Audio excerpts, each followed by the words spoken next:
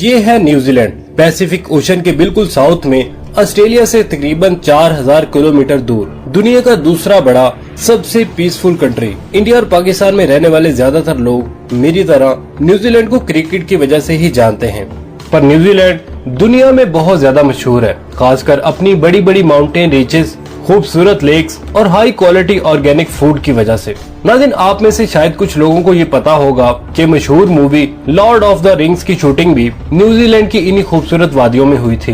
New Zealand का मौसम बिल्कुल यूके की तरह है, हल्की सी गर्मी, लॉन्ग विंटर्स और अच्छी खासी बारिश। मगर इसके बावजूद न्यूजीलैंड की पॉपुलेशन दुनिया की पॉपुलेशन का 7% भी नहीं है।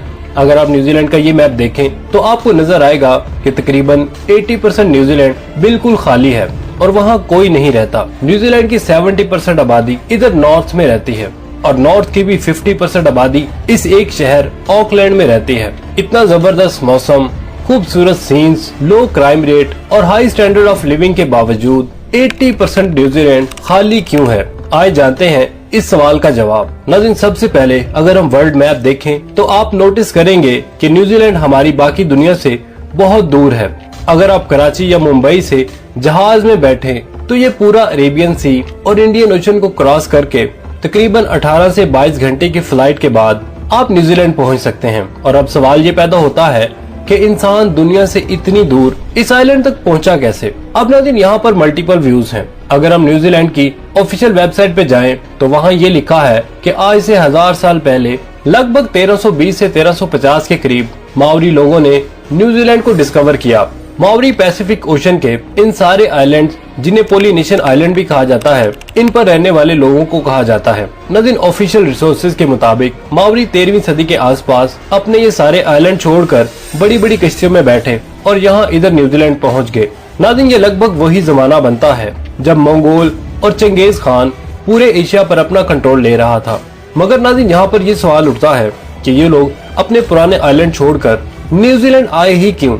इस सवाल का जवाब तलाश करने के लिए जब हमने रिसर्च की तो कुछ आर्टिकल से पता चला कि मावरी के अपने हिस्टोरिकल रिकॉर्ड में थोड़ा सा डिफरेंस है। मावरी ट्रेडिशंस के मुताबिक न्यूजीलैंड 13वीं सदी में नहीं बल्कि उससे भी 500 साल पहले अराउंड 750 एडी में कुपे नाम के एक मावरी ने डिस्कवर किया था। कुपे एक फिशरमैन था जो अपने ट्राइब के लिए मछलियां पकड़ता था। लेकिन नाज़रीन, तब ऐसा होना शुरू हुआ कि जब भी वो जाल लगाता तो उसकी मछलियां उस एरिया में पाए जाने वाले ऑक्टोपस खा जाते और इन लोगों के हाथ कुछ भी न लगता, क्योंकि नाज़रीन इन लोगों का मेन फूड सोर्स था ही मछली। तो काफी प्रॉब्लम्स क्रिएट होना शुरू हो गई और उसका हल ये निकाला गया कि कूपे और उसके कुछ साथी समंदर में जाकर किसी और आइलैंड की तलाश करें जहां खाने पीने की अच्छी सप्लाई हो। इसी खोज में कूपे अपने साथ 20 से 25 आदमी लेकर पैसिफिक ओशन में उतर गया। कुछ दिन के सफर के बाद ही उन्हें बड़े बड़े पहाड़ों वाला एक आइलैंड नजर आया। ये न्यूजीलैंड था, सी फूड, भेड़ बकरियों और फलों से मालामाल आइलैंड, जिस पर कोई दूसरा इंसान था ही नहीं। ये कूपे और उसके ट्राइब के लिए परफेक्ट जगह थी। कूपे ने अपने चंद साथियों को वापस पोलिनेशियन आइलैंड पर भेजा ताकि वो बाकियों को इस आइलैंड की खबर दें। और नाज़रीन, इस तरह न्यूजीलैंड पर मावरी लोग आबाद होना शुरू हो गए। 17वीं सदी तक मावरी लोग सुकून से न्यूजीलैंड में रहते रहे। दुनिया से दूर होने की वजह से ना उनकी किसी से कोई दुश्मनी थी और ना ही किसी से कोई खतरा। मगर ये सब बहुत जल्द बदलने वाला था। ये वो वक्त था कि जब वेस्टर्न नेशंस अपनी ताकत को बढ़ाने के लिए पूरी दुनिया में फैल रही थी।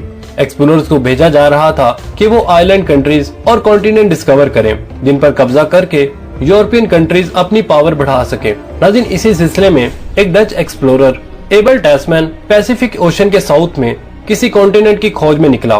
नाज़रीन, उस वक्त यूरोपियंस का ख्याल था कि इस हिस्से में कोई कॉन्टिनेंट जरूर होगा और अगर ऐसा हुआ तो वो यूरोपियन कंट्रीज के लिए बहुत सी अपॉर्चुनिटीज के दरवाजे खोल देगा। 1642 में टैस्मैन ने न्यूजीलैंड को डिस्कवर किया, मगर जब उसने वहां उतरने की कोशिश की तो उसकी मावरी लोगों के साथ जबरदस्त खूनी लड़ाई हुई और मजबूरन उसे भागना पड़ा। ये 1769 में एक ब्रिटिश ऑफिसर जेम्स कुक इसी कॉन्टिनेंट को ढूंढता हुआ न्यूजीलैंड आ पहुंचा। एक दफा फिर जेम्स के फौजियों और मावरी लोगों के दरमियान एक जबरदस्त लड़ाई हुई और उसमें कई मावरी चीफ भी मारे गए।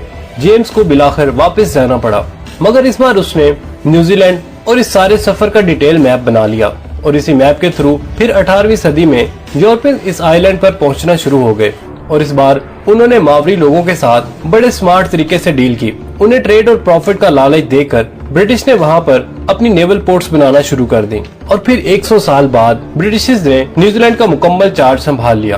ब्रिटिश और मावरी लोगों के दरमियान 1840 में एक ट्रीटी साइन हुई जिसे ट्रीटी ऑफ वेतांगी कहा जाता है और इस ट्रीटी के बाद न्यूजीलैंड ऑफिशियली यूरोप और ब्रिटिश एम्पायर का हिस्सा बन गया। उस वक्त मावरी लोगों की पॉपुलेशन तकरीबन 2 लाख थी, लेकिन अगले 100 सालों में ये पॉपुलेशन बढ़ने के बजाय 40,000 तक पहुंच गई और उसकी 2 मेन रीजंस थी। असल में जब यूरोपियंस लोग इधर आए तो उनके साथ वो बीमारियां भी इधर आ गई जो उस वक्त यूरोप में आम थी। नाज़रीन, प्रॉब्लम ये थी कि मावरी लोगों में इन बीमारियों के खिलाफ इम्यूनिटी डेवलप नहीं हुई थी और इसीलिए यूरोपियंस इमिग्रेशन के बाद लोकल मावरी लोग बीमार होकर मरना शुरू हो गए। दूसरा, 19वीं सदी में न्यूजीलैंड एक बहुत ही वायलेंट जगह बन चुका था। ट्रीटी ऑफ द वेतांगी के 5 साल बाद ब्रिटिश और लोकल मावरी के दरमियान लैंड ऑनरशिप को लेकर एक सीरियस वॉर शुरू हो गई जो अगले 40 साल तक चलती रही। इन वॉर्स में बहुत ज्यादा लोकल मावरीज लोग मारे गए और फाइनली ये सारा सिलसिला 1881 में जाकर रुका जब मावरी के सारे बड़े चीफ मारे जा चुके थे और मावरी मूवमेंट बुरी तरह क्रश हो चुकी थी।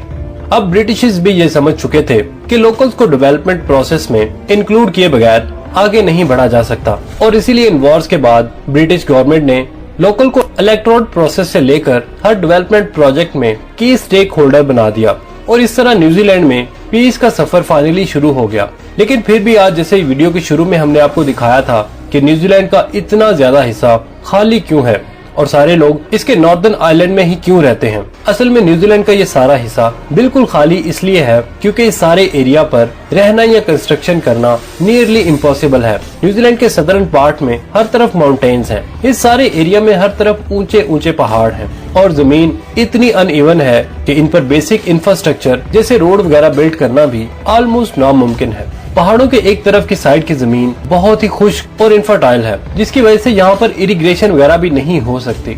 इसीलिए न्यूजीलैंड की मेजॉरिटी पॉपुलेशन इधर नॉर्दर्न आइलैंड पर रहती है।